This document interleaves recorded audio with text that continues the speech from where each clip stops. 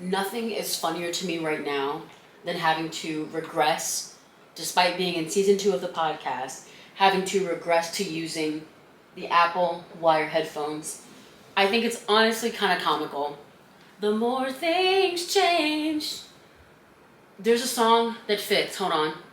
The more things seem to change, the more they stay the same. Don't you think it's strange? Girl, put your records on. Tell me your favorite song. There's a high part. You go ahead, let your head down. And that's why I don't think I'm an alto. That's why I think I'm like, I can do a little bit of both. I'm a, what is it, mezzo soprano? Realer than real.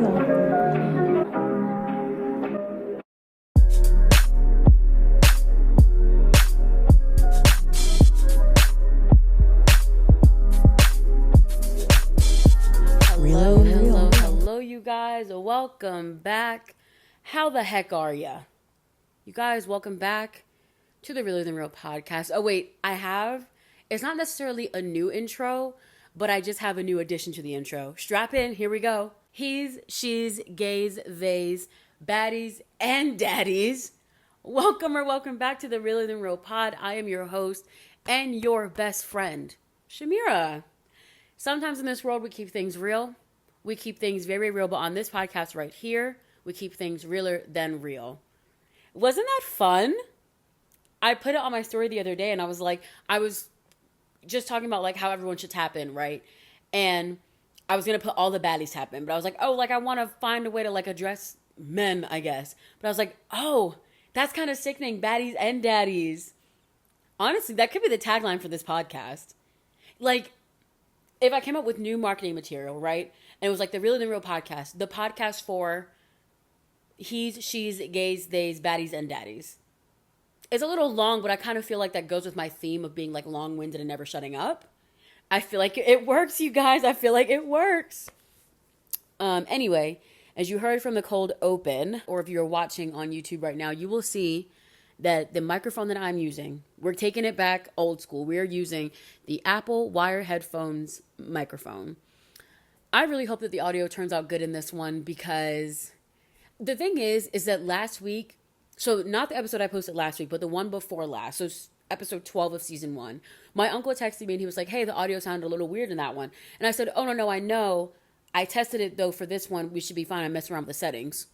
Turns out I was a liar apparently, because it didn't matter. But I promise y'all, when I tested it, it sounded fine. And that's how it sounded with these headphones. So I swear to God, if the audio is muffled again, I'm going to cry. But just know, I was supposed to have a new microphone this week though. Let me tell y'all about this.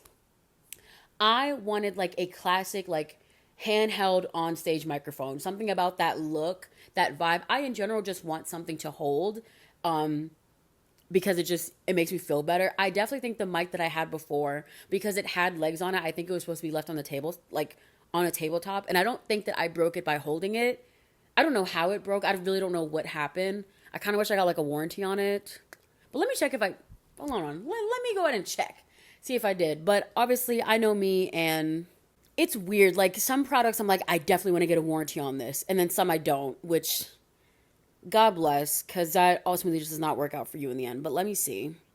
I saw the sign and it opened up my eyes, and I am happy now living without you. I've left you all alone. That's a little wait music. And if I didn't, fool me once, shame on you. Fool me twice. It's not funny. And I swear I've never thought about this until just now. What did W. Bush say? Didn't he say like, fool me once, shame on you. Fool me twice, shame on me. Fool me 3 times? Well, you can't fool me 3 times. Anyway. What was I saying? I don't have a warranty for it, but it's fine. But let me tell y'all this. So I wanted a handheld mic. I bought like a pink bedazzled sleeve for it and everything. But because of like the mic input, this is all going to sound so techie and boring, but like I just want to share this because one of my favorite things about content creation is the process of everything. And as much as I obviously hate when it happens, I won't say I like, but I am grateful for the experience of getting to learn new tech things, right? So the microphone that I got, I think it had a quarter-inch headphone jack, and or like a quarter-inch input. And typical headphone jacks are 3.5 millimeter. Come on now, genius. Come on, woman in STEM. But so I needed to get a connector or like an adapter piece so I could fit into my computer. Got the adapter piece, didn't work. Looked up like so many different YouTube videos, which, side note, if you make YouTube tech videos, get to the point. Coming from someone who's long-winded as fuck, you need to get to the point. There's nothing more I hate than looking up a tech video and this person wants to do a whole different, like, oh my God, y'all, the video I saw, this guy instead of presenting the answer to the problem first, he like goes through a scenario of like, oh, like if you're in my situation, you've probably done this and you've probably done that and you've probably done that. So I'm going to tell you why it didn't work. I don't care. Show me what I can do to make it work. Anyway, but that's besides the point. But from that video, I ended up learning that I needed to get 2 more connector cords to make it work. Mind you, the microphone cord is already long as hell. It's probably about like a 12-foot cord. It would have looked goofy up here, I'm not gonna lie, but like, that's what I wanted. Don't ask me why I didn't get a Bluetooth mic, because I don't know. But I was like, okay, it's fine. I ordered these 2 pieces, go to pick them up from the Amazon locker today, come home, try and connect them. I tried like 9 different combinations with all of these cords and nothing worked. So we're back to square one. But what I did learn, one, is now I know the difference between a TRR, wait, what is it? TRR and TRRRS, I think. Now I know the difference between that. I know what a 3.5 millimeter versus a quarter headphone jack plug-in thing looks like. And now I know that with all of my purchases combined, it was about $62. And now I'm just going to use that money to buy an actual quality mic. Not that anything I bought wasn't quality, but when I looked up podcast mics and I saw something for like $60, I'm like, I'm not paying $60 for a microphone. But like everything that I bought ended up being $60 hair. So I might as well just have done the thing. But it's fine. We're here now. We're using the Apple Wire headphones for now. And hopefully, manifest this with me, you guys. Next week, I will have a quality microphone. I might even splurge and get like a top tier, like your classic Yeti microphone. Maybe. You never know. But yeah, that was the audio trials. But it's fine and we're here. So I want to talk about something that it happened, it's been happening for a while, but on Friday, last Friday, what was Friday's date for any of those who are curious? Let me see. I saw the sign. I hate that, like, I'm not even kidding. That song is like default what my brain goes to. Pitch Perfect. I don't know what y'all did, but like if there's even a moment of silence, that's the first song I think of. And it opened up my eyes. And I am happy now living without you. I've left you all alone. I'm literally just staring at my phone because I forgot what I was doing. Oh, last Friday's date. It was the 17th. So, May 17th, CNN obtained a video and they released the video. And it was CCTV footage from a hotel. And the footage captured P. Diddy, Sean Diddy Combs, violently assaulting his then girlfriend, Cassie Ventura.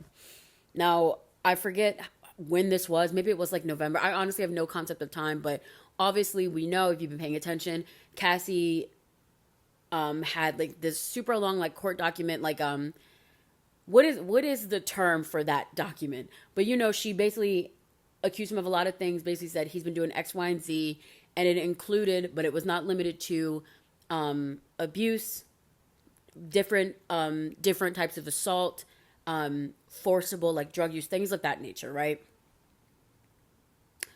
I believe Cassie from the moment she said it. One, because I had always like, not, obviously I'm not in Hollywood, so I don't know, but like I've always heard different people in the media talking about different stories about P. Diddy. Whether he's been on like some homoerotic stuff, which is none of my business, unless it is A, non-consensual, and B, if it's with minors, then it becomes not my business, but like everyone's business. But if you're gay, whatever. But, you know, we'd always heard things like that.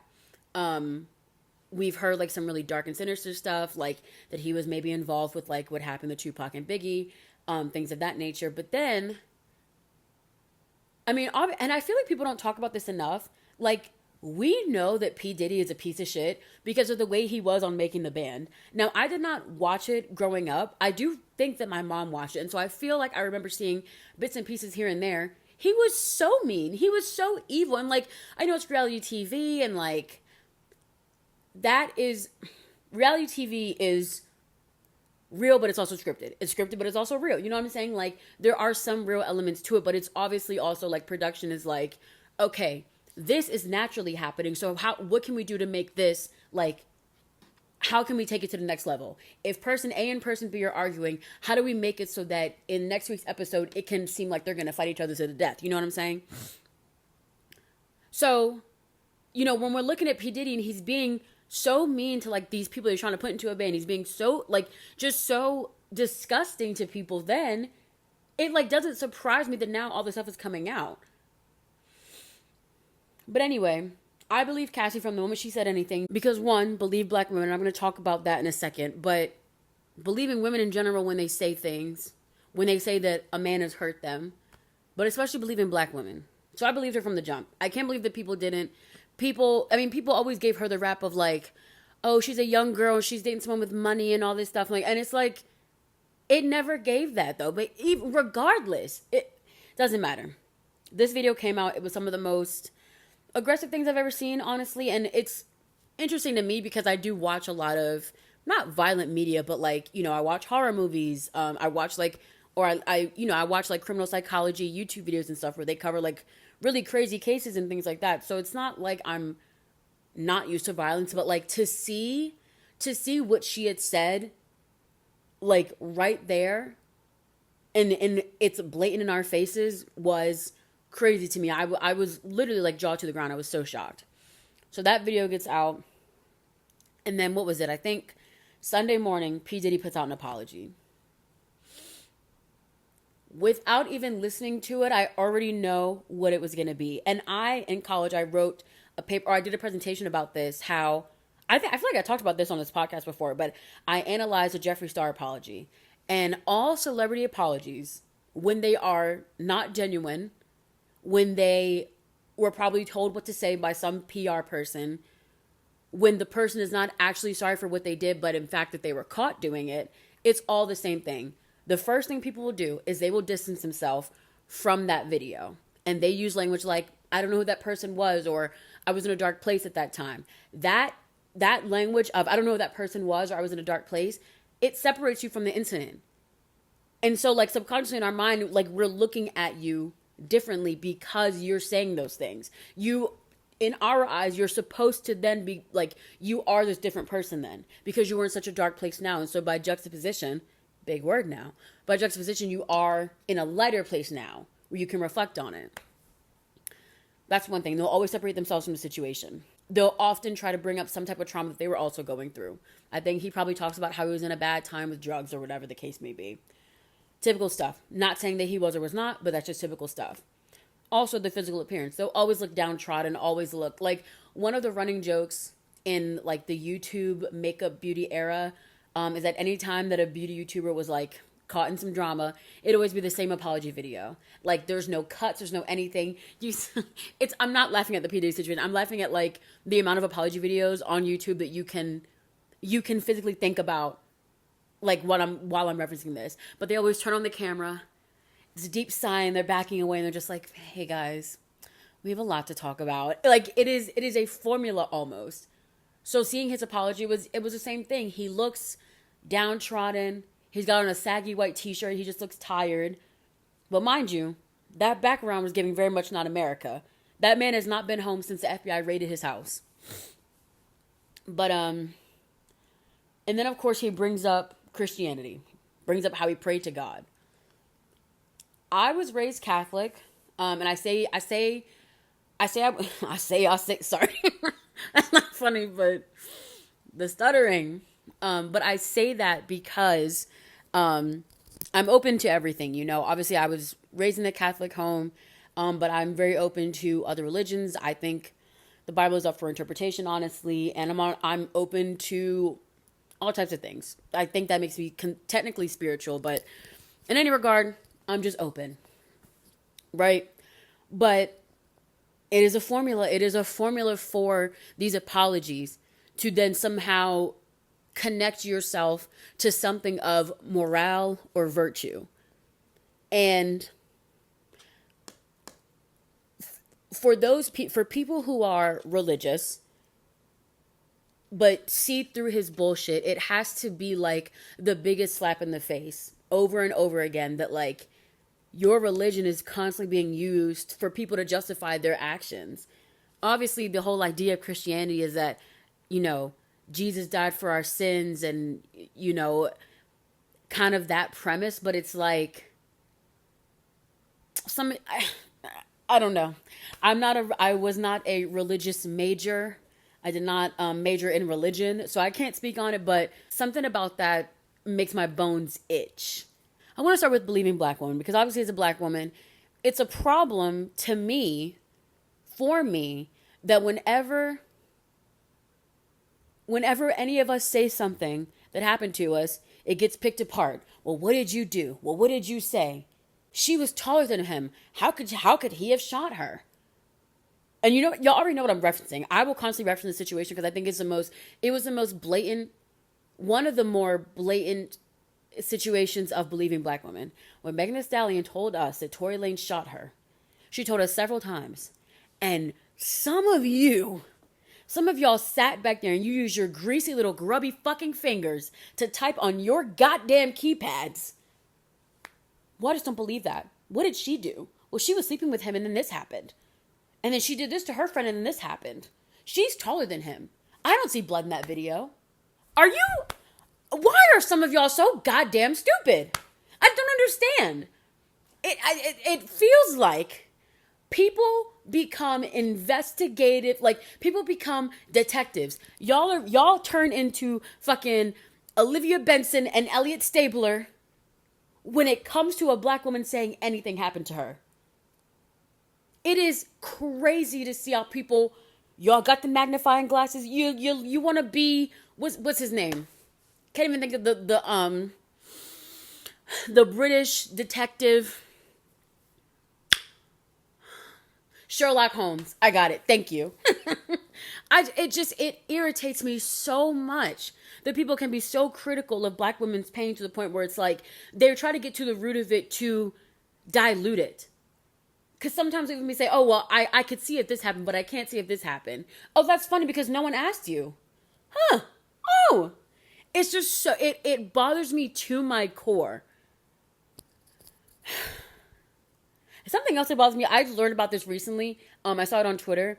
So Megan Thee Stallion is on tour right now. I'm so sad I couldn't get tickets. It's heartbreaking. It makes me want to rip my heart out, but it's fine. It's not really fine, but Megan, if you're seeing this, take me with you.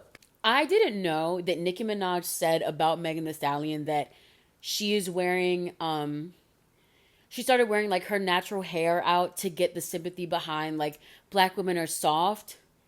It is the most like, it was either her natural hair or she started wearing wigs that like had a little more body to it, kind of like embodied more of like a natural hair type of like Afro type beat, right?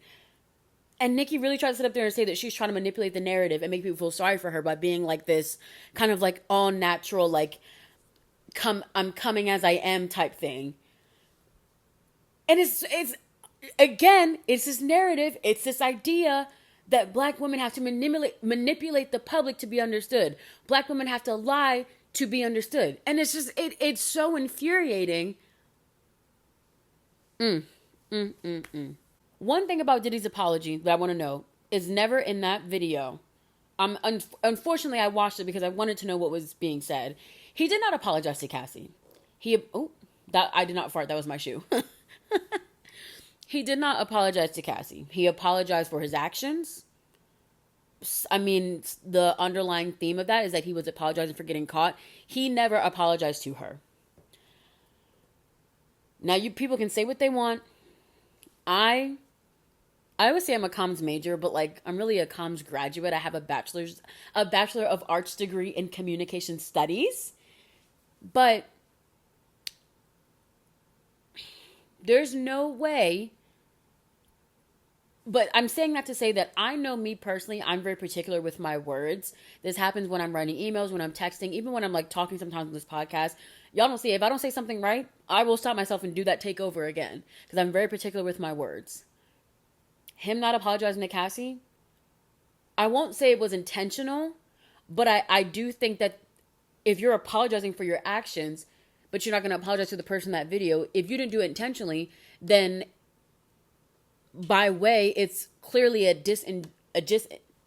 disingenuous video because you're not apologizing to the person that happened to. There's a really good YouTube video. If you kind of like sit down story time-esque videos on YouTube, I mean, chances are you've probably seen this person in your like Discover, but Patrick CC, he does really good like investigative like documentary type videos that are honestly like really digestible. I watched his one on Dan Snyder last night. My brother showed me the Diddy Files one. And I feel like I watched one of his a while ago that I think talked about like YouTube drama, or maybe it was his Gabby Hanna one. But I've definitely seen, the Gabby Hanna experience. I've definitely watched that before. And he just makes really good content. Like, I mean, his videos are very like digestible and easy to watch, and they keep you engaged and intrigued.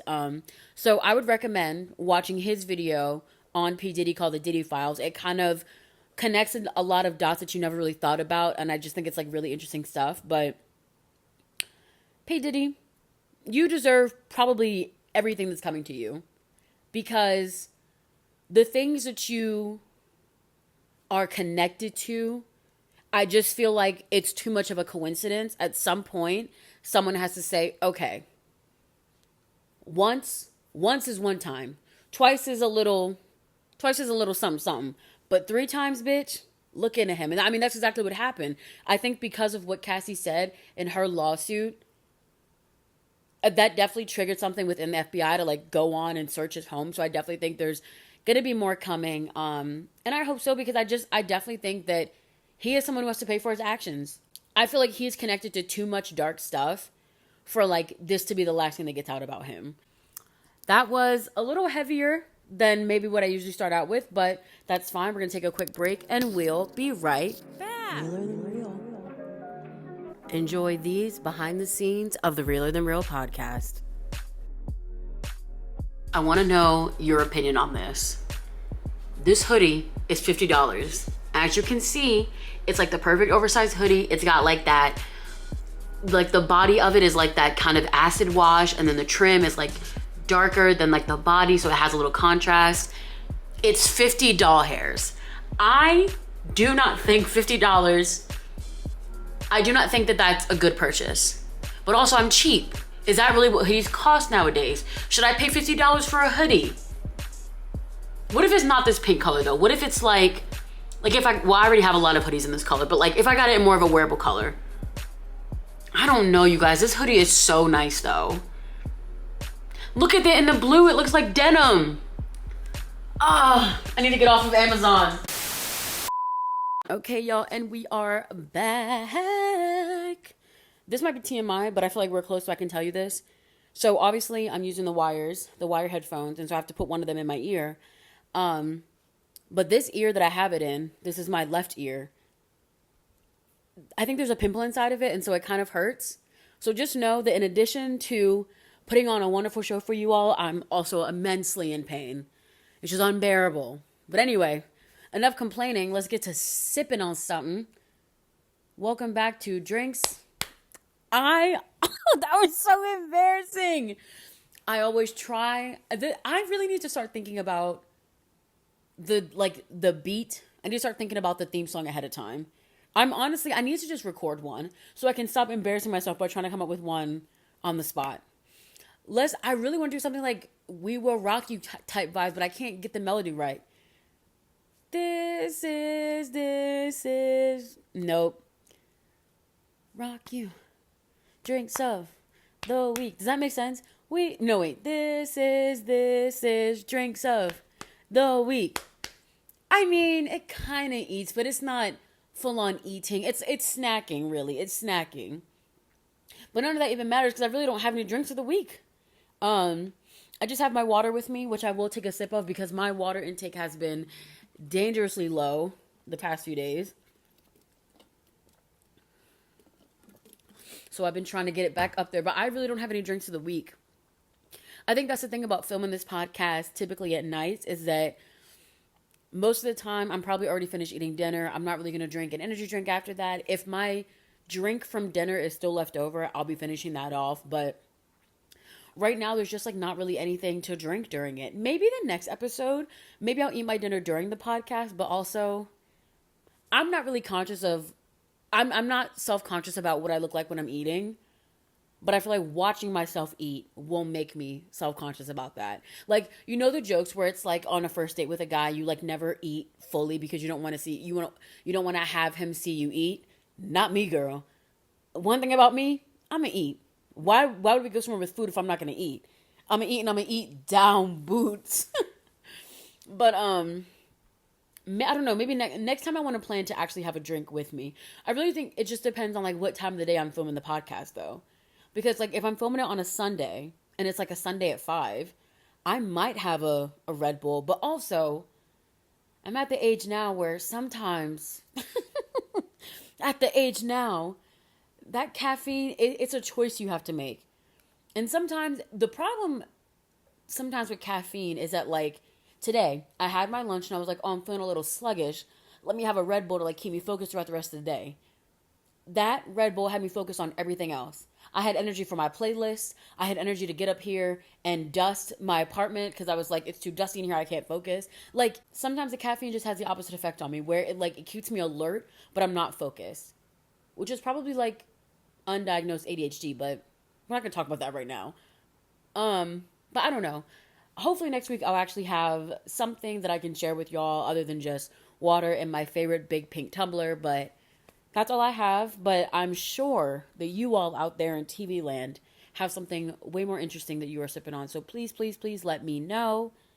Y'all haven't been letting me know, so don't know what that's about. Don't know if we have beef, but if you're watching this, if you're listening to this, right as you were listening to this, look to your left, to your right. Look directly in front of you. If there's a drink in front of you, I want to know what it is. What are you sipping on? I'm nosy. I want to know. That was drinks of the week. That was so bad.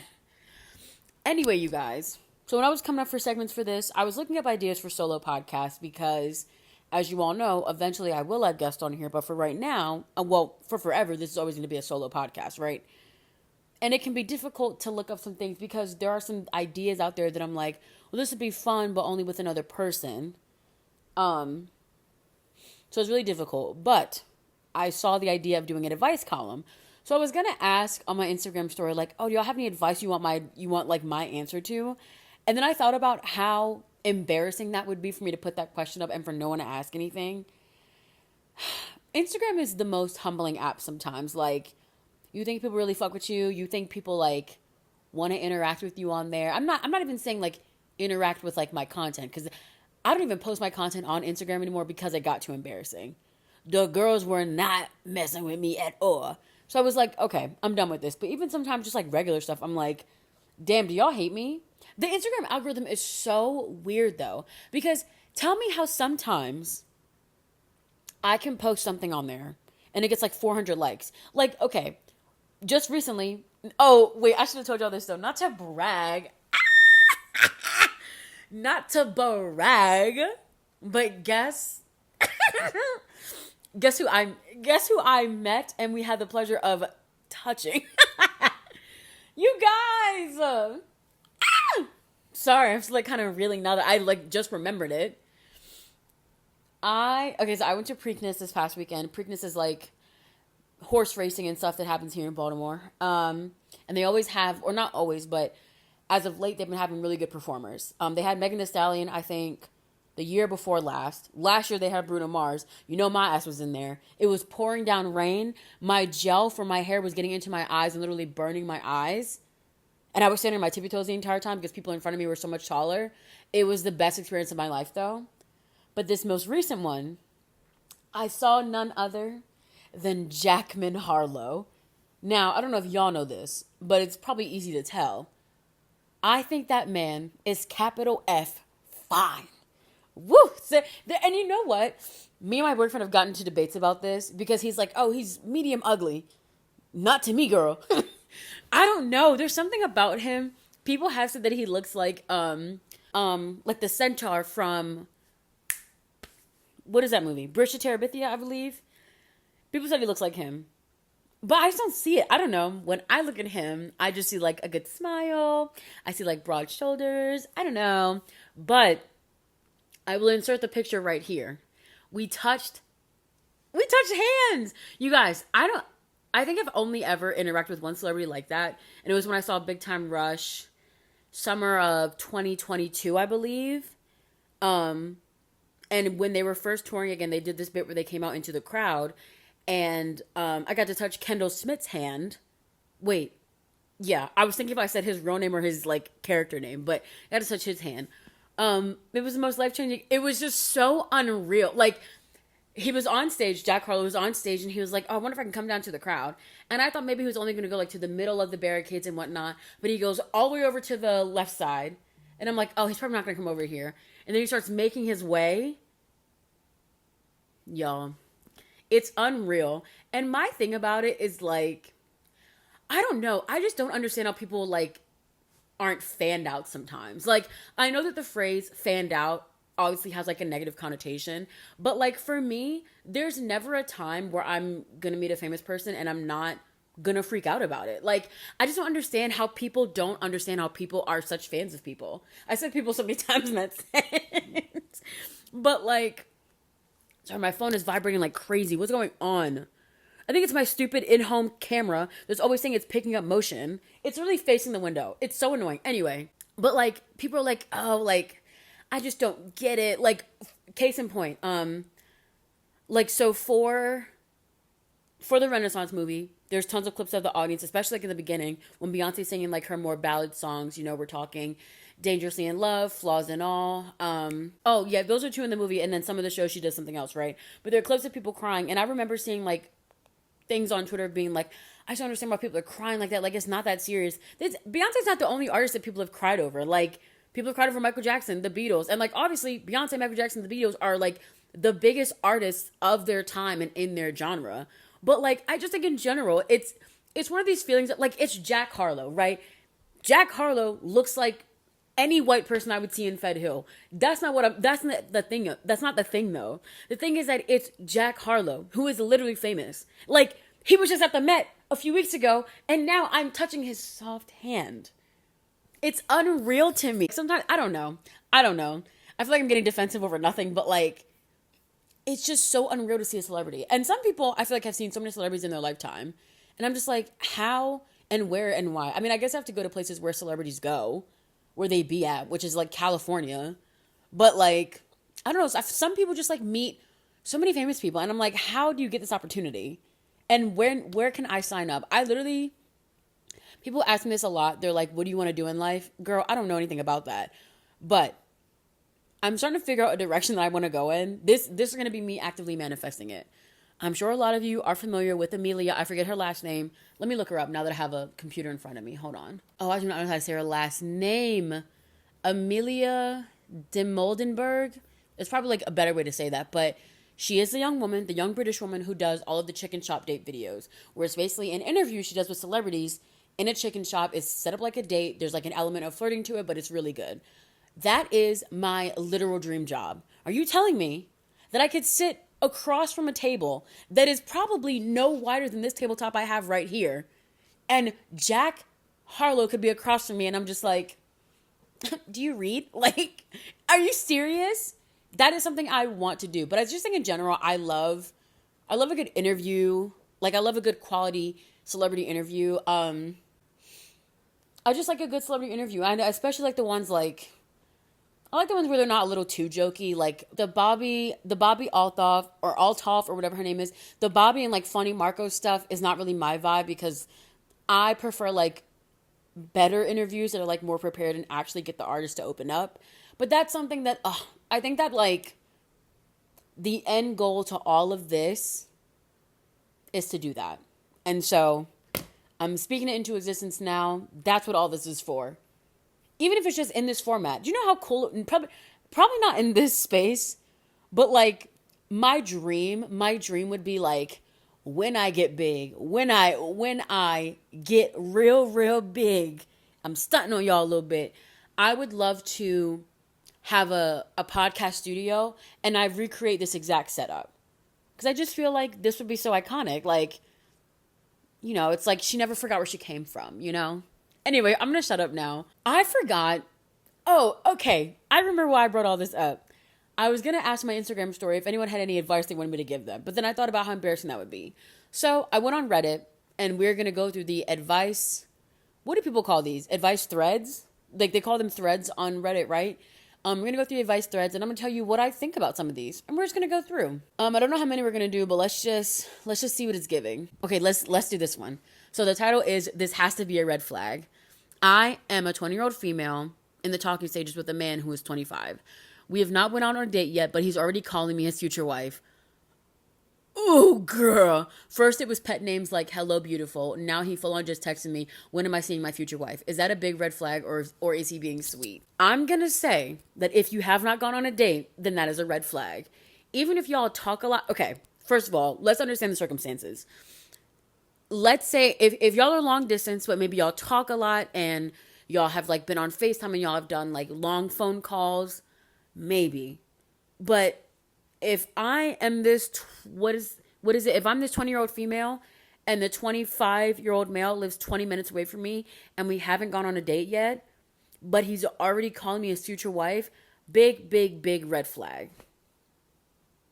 Even if like, I read this thing somewhere that like when men make like plans in advance with you, that shows that like they're interested. One, think that's a bold-faced fucking lie. Actually, I got a story for y'all. Oh, this makes me so angry.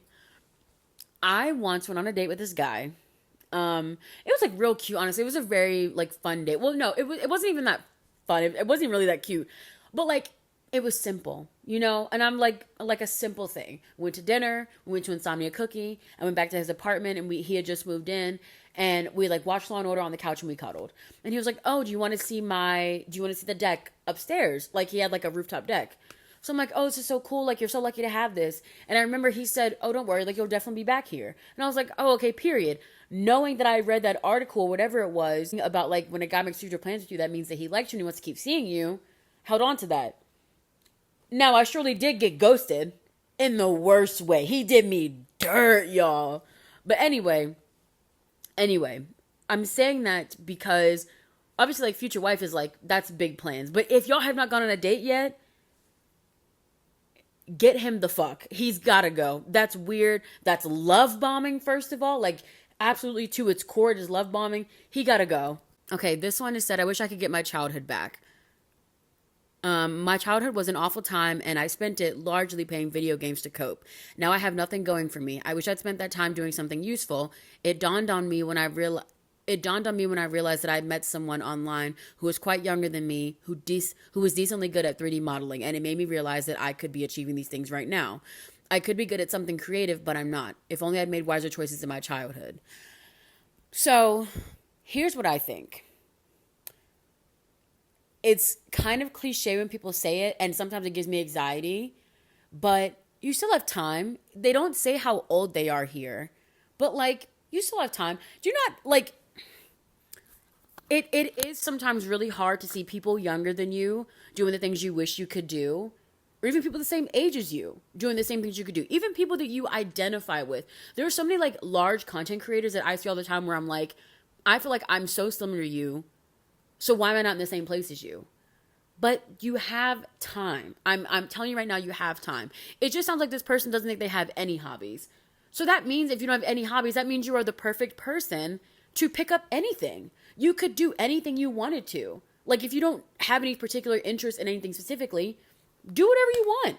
Go crazy. Take a paid class. Maybe you like it, maybe you hate it. Even if you're not good at something, I still think it's fun to try something.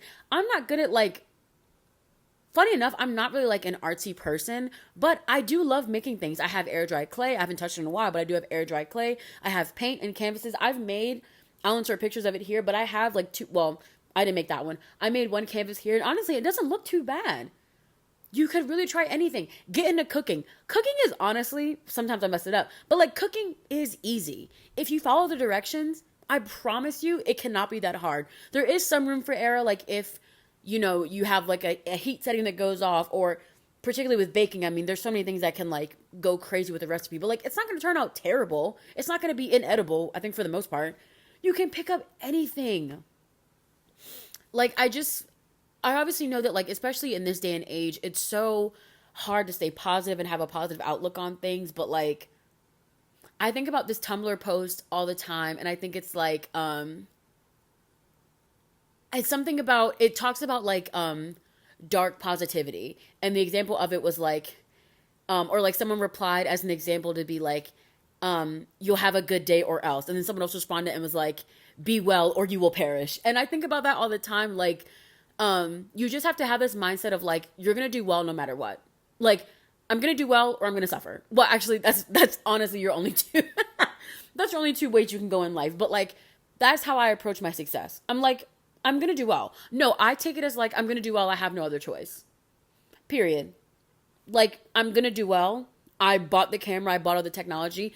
I'm going to have to like really step my game up. Like, I'm going to have to shit on you hoes because I don't have another choice. Point blank, period. I'm not saying you hoes. Y'all are my baddies and daddies. I'm saying the hoes who don't believe me. You know what I'm saying? You have time back. The childhood is gone. Unfortunately, it's, the time has passed. But right now, if you're an adult, they didn't put their age again. But if you're an adult, you have tons of time to figure out what you want to do. The world is your oyster, babe. Okay, this one is what should I do? Hello, I'm a college student and doing part-time. This is my last year in college, and in August, I will graduate. I don't want to work part-time or full-time in any restaurant or gas station or in the food industry. I know what to do, but I don't know who to do. I know what type of job I want, but how to get, I do not know. Please give me some advice on what good steps I should take to have a better life and not make any mistakes. Girl, what a loaded question. First of all, I want to like meet these people and like just give them that dose of reality. You are not ever going to make, you're not going to mistake. Oh my God. Clearly, you're not going to not make mistakes in life. That unfortunately is part of it. No matter how big or small, embarrassing or funny, story worthy, or you want to hide them deep inside of you, you are going to make mistakes. That's going to be part of it. Especially fresh out of undergrad. I'm assuming it's undergrad. Fresh out of undergrad. Oh, girl, you're going to make mistakes nearly in every facet of your life. Family, relationship, friends, work. What else? What else is there to make mistakes in? So many things. It's going to happen. But you literally have to make these mistakes to learn. And I hate that I'm saying this in like a way that is profound, but like sometimes it is nice to remind yourself of that. Not too long ago, I made not a terrible mistake at work. I'm not going to lie. It was not the biggest mistake, but did I feel shitty about it? Yes. Did I cry about it? Yes. Was I hyperventilating about it? Yes. I was freaking the fuck out about this mistake. But because of that mistake, I now know what I have to do to move forward. Was it hard to get through? Yes. Did I have to have a awkward, like, accountability conversation with my supervisor? Yes. But at the end of it, now I know. You know what I'm saying? You have to make those mistakes, right? That's first and foremost. Is that, babe, there's no way around having a better life and not making any mistakes. I'm sure people that you look at now that have these quote-unquote better lives, they're making mistakes every day. Second of all, getting out of college and I feel like that's the difference between me and this person. Me personally, when I got out of school, before I graduated college, I used to work at Chipotle seasonally. And so when I graduated, I didn't have like a job in my field lined up. And I kind of accepted that I wasn't going to get something immediately. So I was like, okay, let me look in what other fields I can work in until I get a job in my field. And it took me, I think about, let me see, 19, 20, 22 days. It took me about 3 years until I got a job that was semi in my field. And that job, honestly, ultimately, what it ended up being was not really in my field. So I would say, because when did I start working there? I think 2023. Maybe? I don't remember. I couldn't tell you. I personally don't think it's anything wrong with having a job in one of the industries that like is not close to your field, or related to your field if you just want to make some money, right? Because you need money to live. Well, I don't know this person's situation, but like me personally, I was coming home to a situation where I wanted to help out with bills. Obviously, I was going to have my own expenses. I couldn't ask my mom for money like that, so I wanted to have my own money. And so my first job out of college, I was a camp counselor. Definitely not related to communications at all, but it was something to do. And that at the same time, I was also a hostess at Red Robin. The camp counselor job was seasonal, so after that, I was just working at Red Robin full time. Somewhere in the middle of that, I got roped into like this door to door salesman's job, which they hired me under the guise that I'd be making a lot more money doing something different. That was not the case. I got out of there really quickly. I worked at Red Robin for a good little bit. Then I got a customer support job that I hated. Absolutely hated that job. Then I worked at this small business. I was hired to do social media and administrative work. I ended up doing deliveries and all this other shit. It was fucking insane. And now I'm at a job where I feel like I'm doing what I want to do. But I had to get through all that. Some people don't. My friend, one of my friends from college, she actually, I know when she got her first job out of college, she waited. She said, I'm not going back to my old job that I had before I graduated. I'm going to play the long game and wait. And she ended up getting a job in her field right out of school. Well, not right out of school, but like that was the first job she had when she graduated after not waiting. So it really just depends on your situation. But I would say don't look down on it. Serving can get you a lot of money. Working in retail, I mean, like, I don't know where minimum wage is where this person lives, but there are things to do. If you getting a job in your field, especially with the way the job market is right now, good luck and Godspeed, soldier, because it's rough. But if you think you can do it, wait out for it. But if you are finding that you need some money quickly, you might have to go into one of these industries that you don't want to go into. This is a juicy one. I found my brother cheating with, I'm sure they mean maybe on his fiance. I don't know.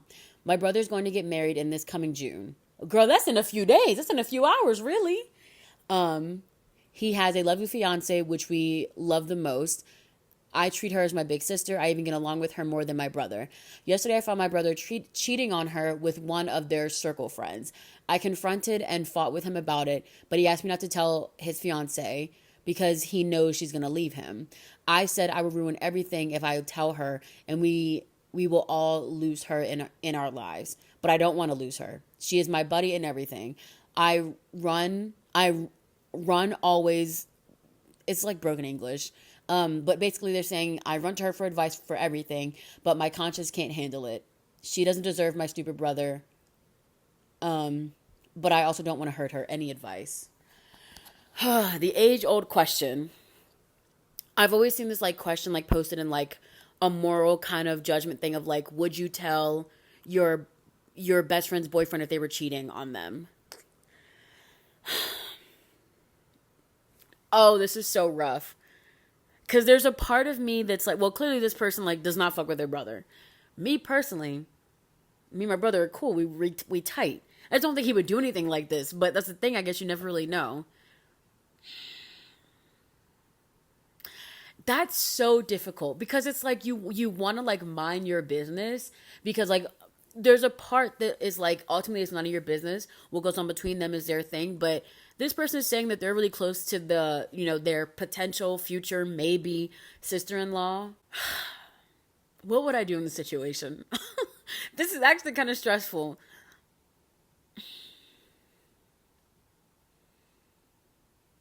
I don't know. That's actually really, really hard.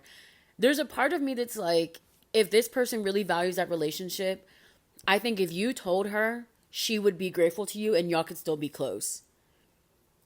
If in this prompt, this person is saying, my brother's stupid, I like her more than my brother, all this stuff, then it's like, I think you could still maintain that friendship. Because I think if they get married and then he continues with his behavior, it could only get worse, and then she could like swear off the whole family. Also, if they're getting married, they could bring kids into this. Like, it just gets a little messy. I don't know. I'm leaning towards telling her though, but like, that's just rough boots. I don't know. Ooh, that's such a hard one. Okay. Is he settling? Should I drop him? Long story short, he's a 6'4" 19-year-old and I'm a 5'2" 19-year-old. Don't know why the heights match, or don't know why the heights matter, but okay. But I see him retweeting things about liking, oh, now I see why. I should have just read a little longer. I see him retweeting things about liking taller women with bigger bums, and him being into older women. Mind you, we have been talking for a little over a month. IDK if I'm tripping or not, because I personally respect the person I'm talking to enough not to do that. But I know not everyone is like that. But in his defense, we haven't met in person yet. We live in the same city. Am I thinking too much? Should I drop him? Let me know. First of all, y'all are 19. So I'm going to say this right now. Don't take anything he says to heart. At his core, he's a 19-year-old boy, but mentally, that means he's probably 16. Because you know how long it takes men to mature. I'm going to say this, and I'm going to touch your hand when I say this. People on the internet will tell you, don't pay attention when men post on social media because it doesn't matter. And I'm going to tell you that that's a bold-faced lie. People will sit up here, they will swear up and down that men don't think about social media as much as women do. And that might be true, but you can't tell me that they don't play the exact same games. I will not use his name in vain, but as my witness, I promise you. I'm going to say don't think too much into it. Granted, okay, well, I guess it depends how y'all met. If it was on a dating app, I'm assuming maybe that's how y'all met. I feel like in most pictures you can kind of tell somebody's height. Like, it's not too hard. You know what I'm saying? Like, if he says he likes taller women and you're only 5'2", in your pictures, there's no way you can force that. Now, if you were maybe like 5'5", maybe your perspective could change. Like, you could take pictures at different angles to change that perspective. But if you were 5'2", he's going to know that.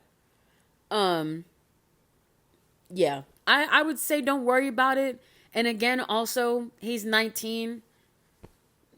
He could be tweeting about anything. Don't even think about it like that. But yeah, don't think about it like that. I might choose a long one to end it off. Okay, they have a too long don't read section, but I'm just going to read the whole thing.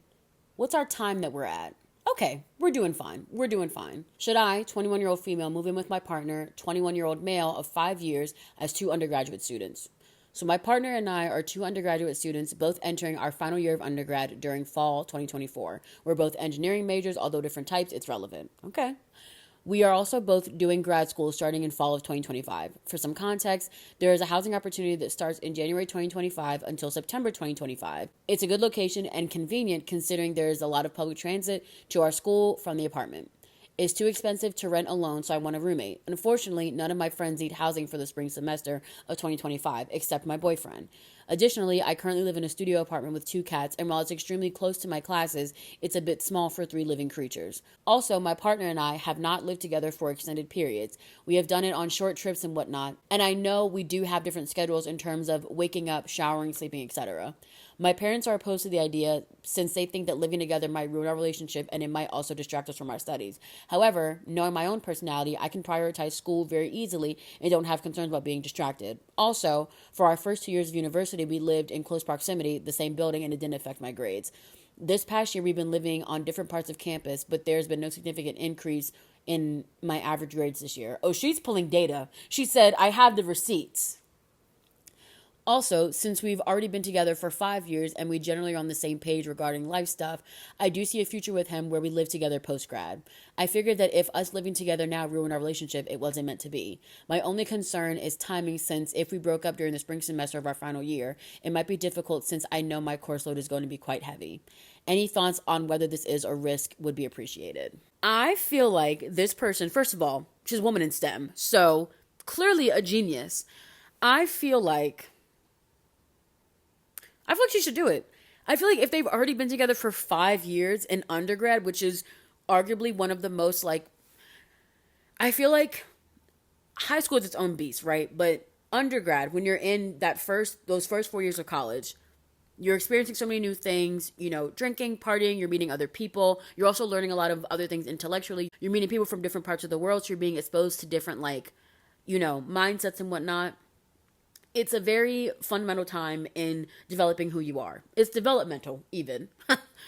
So I kind of feel like if they were able to stay together through all that, not that you don't change from college to post-grad, or in their case, undergrad, or going to grad school. You do change more. But I kind of feel like if y'all have been through this like transformational period of this, I kind of feel like I don't see why not. She's listed out the facts. If her only concern is grades and like workload, and she's like, we basically used to live together and nothing changed then. And even when we didn't live together, nothing changed again. I think she should do it. I don't see why not. Like, the evidence is there. Now, obviously, there is a situation where even the happiest of couples, they can move in together and things could go crazy, because having someone in your space, then it wouldn't be your space. But like, I'll say this, for example, this is my apartment, right? My boyfriend comes over often. Even sometimes I won't say having him here. Let me find a way to say this so that he doesn't think I'm talking shit about him on my podcast. There are some things that he, like, okay, I remember, and I thought it was actually really funny when he said this to me. When he uses the bathroom, he will just let the toilet seat go. Like, just let it fall. And it's really loud. Like, it's incredibly loud, because I don't have like a toilet cover on it, right? So there's nothing like break that sound barrier, or nothing to like catch that sound barrier. So one day he came out the bathroom and I told him, I said, I basically like, I think I did like the mom thing, and I was like, stop doing that, or guide the toilet seat down. And so months later, I think I brought up how I was like, oh, you didn't let the toilet seat drop that one time.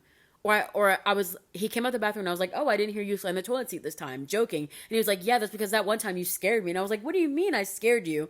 And he was like, I came out the bathroom and you were like, stop slamming the toilet seat. Which is so funny to me to imagine that I like put fear into his heart about that. But there's little things like that are going to happen. But that would happen with anybody you live with. Because anytime someone comes into your space and does something that is like out of the ordinary for you, it's going to throw you off. For example, I had a friend over here the other day. Now, one thing y'all should know about me, I don't play that outside closed business. If you have been anywhere outside, and if you sat on anything outside, I don't care if it was a bench, I don't care if you sat on like, I don't know, a little like cement lip on a wall, like a brick wall or something. I don't care if you leaned against a wall. Do not sit on my furniture. It is, oh, bitch, it drives me up the wall. Because you best believe when she left, I busted out my little green machine and I cleaned the absolute living shit out of my chair. I don't play that. I simply do not. I think sitting on someone's bed or like their like actual furniture with your outside clothes before checking with them, I won't say it's disrespectful as fuck, because a lot of people don't operate like that, and that's fine. I do feel like though you should ask. I will ask people, because I'm like, hey, like, can I sit here? Is that fine? Because to me, I don't let that fly. Basically what I'm saying is that I feel like there are conversations you will have to be like, hey, like, let's talk about this. Are we okay with this? Another case in point. My boyfriend is a cat person. I know. Don't boo him loudly, you guys. I know. I fucking hate cats. To my core. One, I'm absolutely terrified of them. I'm just going to say it. I'm going to be realer than real right now. I'm literally terrified of cats. Don't know what it is. Don't know what deep-seated trauma it is, but I am terrified of them. He, on the other hand, he loves them. He thinks they're so cute. There's just some things that, like, you have to talk about ahead of time. There are some things that are probably going to be non-negotiable for you and him. Like, I know this person mentioned how they have different schedules, like waking up and whatnot. That could be tricky. That's just something you'll have to work out. Granted, in a studio apartment, it's a little bit different. I'm assuming that the apartment they're moving into will have, like, at least a room, like one bedroom. But they're just things you have to work out, and some things are a learning curve. Maybe you think you'll be fine with him waking up at 4 a.m. and you don't get up until 7, until he's in that bathroom with that bathroom door open and that bright white, like that bright fluorescent light is beaming into your bedroom, and all of a sudden you hate him and his morning routine. I think it's just things you have to talk about, but these are things you would have to talk about if you were moving in with someone who you were dating for, 2 months, 2 years, 22 years, because you get so used to like living by yourself and having things done a certain way that you have to find a way to acclimate someone else into that, and they have to find a way to acclimate you into their situation. So it's a learning curve. And I'm gonna say the quiet part out loud. I feel like as engineering majors, y'all probably have y'all shit together, and y'all can probably have very mature conversations about anything that's bothering you all. That's what engineering majors give me, at least. So I feel like they'll be set. You guys, this was so much fun. Wait, have we just discovered our first segment on the show? I love giving advice. I love thinking people want to hear what I have to say. This was fun. We're going to take a very quick break, and we'll be right. Exactly. I know you said it. I heard you say it. We'll be right back.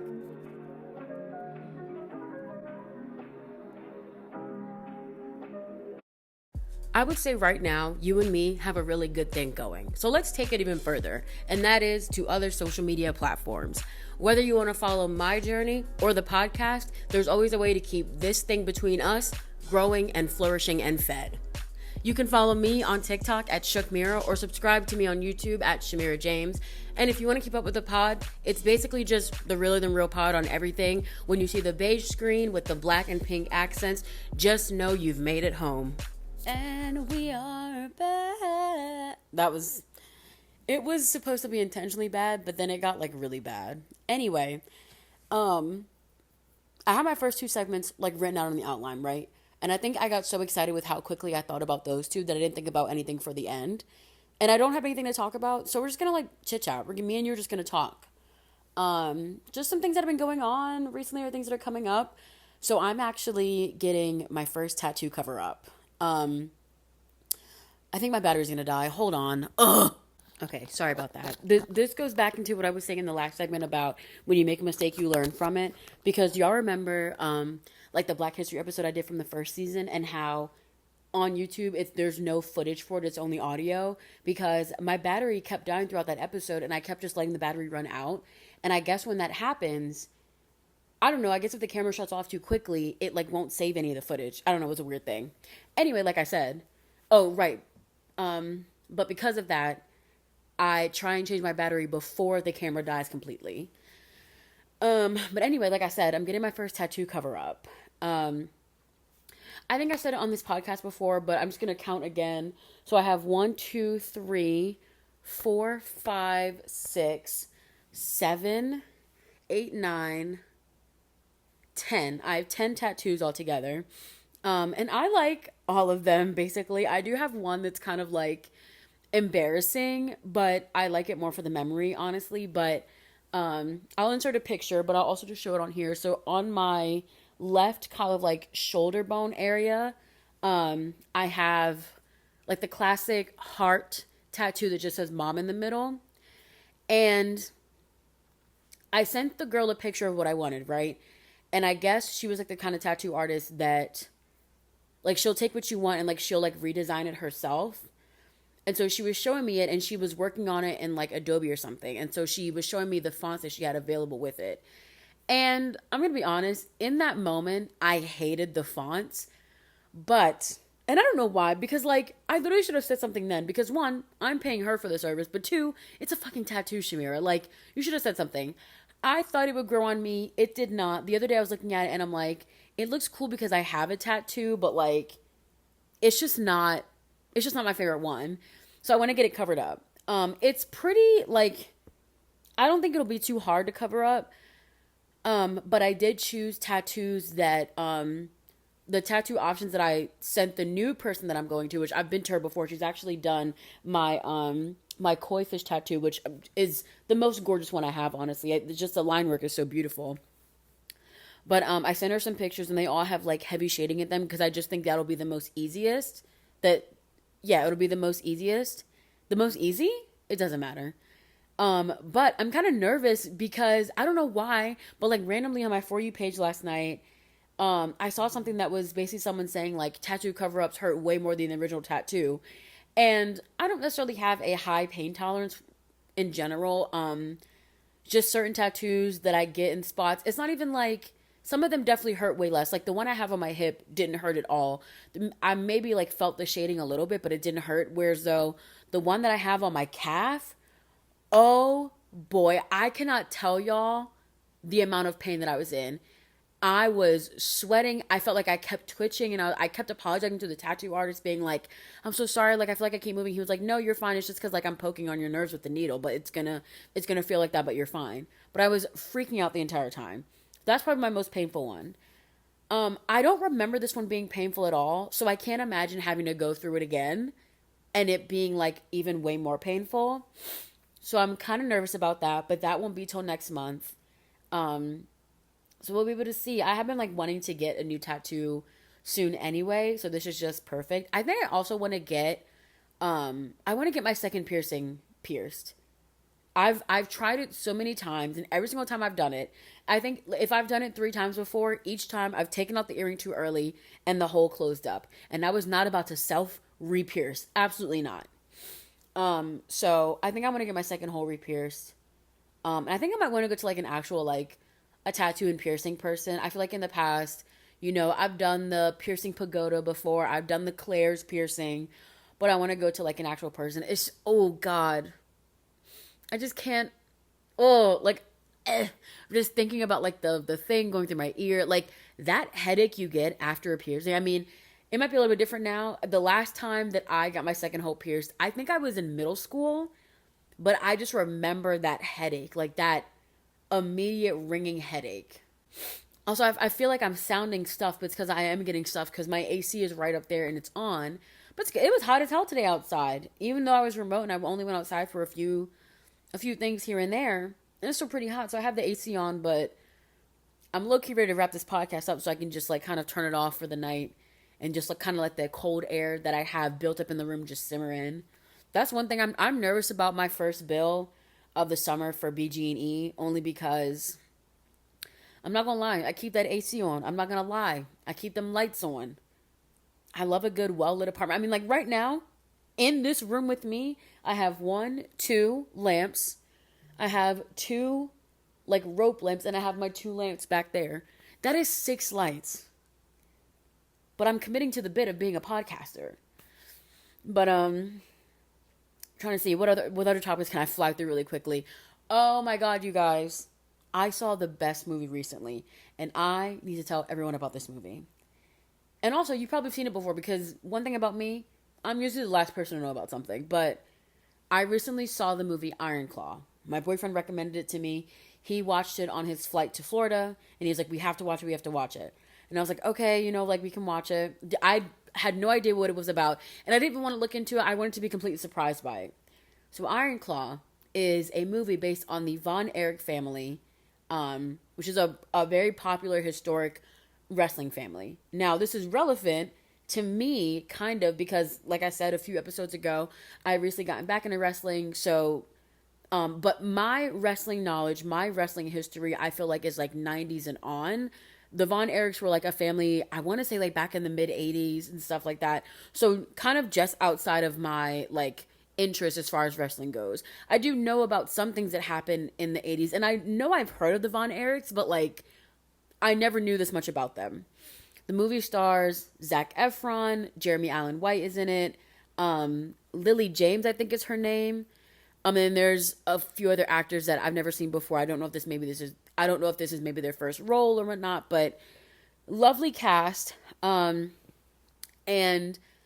it just follows kind of like the Von Erichs throughout their entire wrestling career, but also just like the family tribulations that they go through. I'm going to try and think of a way to talk about the movie without spoiling it, but the crux of the movie and the crux of the Von Erich life is that they are just a deeply cursed family. I know that, like, obviously when I say that, people might think, oh, so it's like a horror movie or like a sci-fi movie. No, there's a real family that had some real crazy stuff happen to them.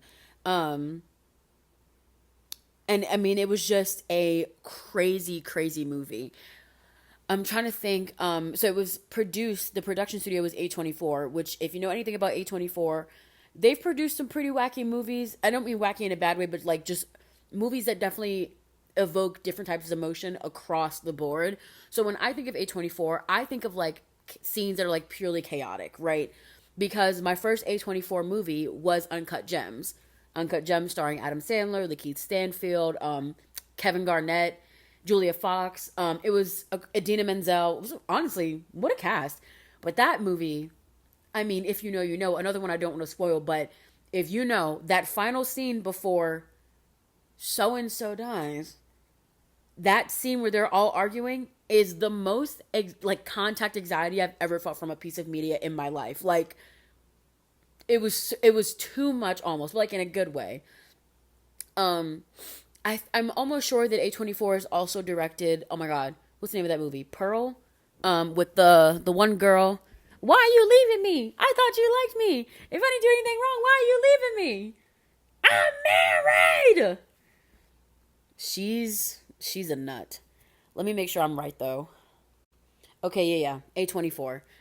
And that movie also had some crazy things going on. I think also the movies are just known for good cinematography, which in my head I think one of my friends used to say this, and I think it caught on to me. But you know, like that meme that like the bit you commit to of saying words wrong.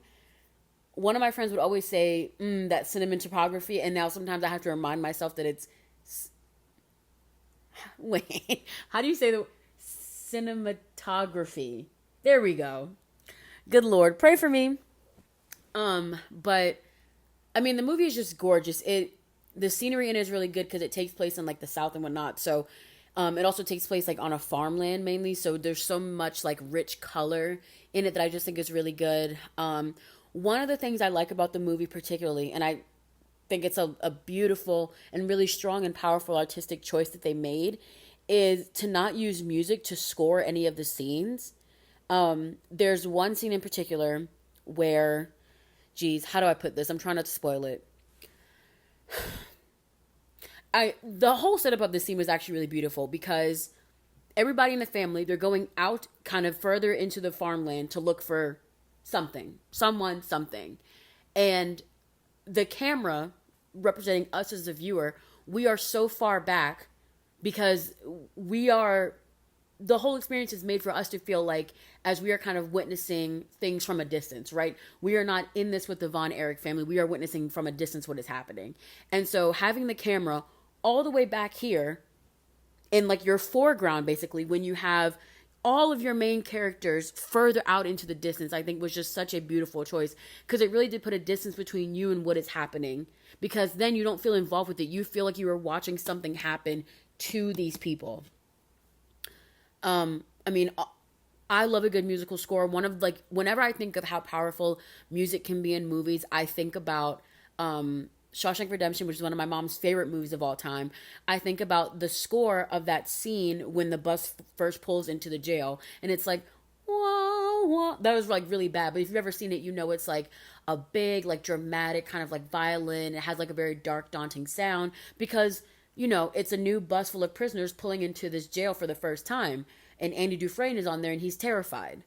But in this movie, in Iron Claw, there's not a lot of music outside of, I think, in party scenes or in like the wrestling matches where they play music. And it's a really like powerful choice because it makes you sit in some of those moments. I'm trying to think one of the moments. Okay, yeah. Oh, bitch. There's a scene where they portray heaven in it. First of all, the scene itself, I think, is already just so beautifully heartbreaking. It was so well done to the point, like, I had to let the scene finish before I actually, like, spoke anything because it was, I can't even describe it. It was such a powerful scene. But obviously, you know, in this scene, they're portraying heaven. And what it reminded me of, if you've ever seen The Outsiders, do you remember the scene where Johnny and Ponyboy are looking out over the hill and, you know, it's like a gold sun wash, and I believe that that's when Stevie Wonder's Stay Gold plays in the movie. Like, it makes sense. It kind of adds to the drama. It's very beautiful. But in this particular scene in Iron Claw, when they're portraying heaven, the option to choose silence is so important because for the people that they're portraying in that moment, it's quietness that they were not afforded in life. It is peace that they were not afforded in life, and it's happiness and solace that they were not afforded in life. And so that moment, that is a movie I would, going back to my last episode when Ariana in her music video for We Can't Be Friends, when she goes to Brighter Days Inc. to get her memory erased of this thing, I would get my memory erased of that movie so that I could watch it again for the first time. That scene, it was so powerful. A24, you'll always be famous to me. Anyway, you guys, I think that's pretty much everything going on with me. What are some things going on with you? Please let me know. If you're watching this on YouTube, leave it in the comments below. If you're listening on Spotify, I was like trying to add like a little question or answer thing so you can tell me what's going on with you. because I would love to know. I'm nosy. I'm nosy as hell. I want to know.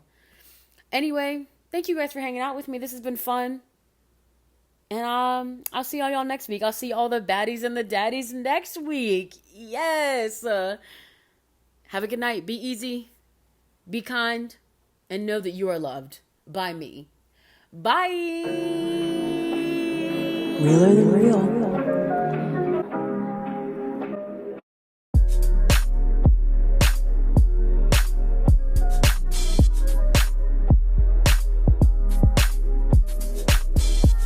Realer than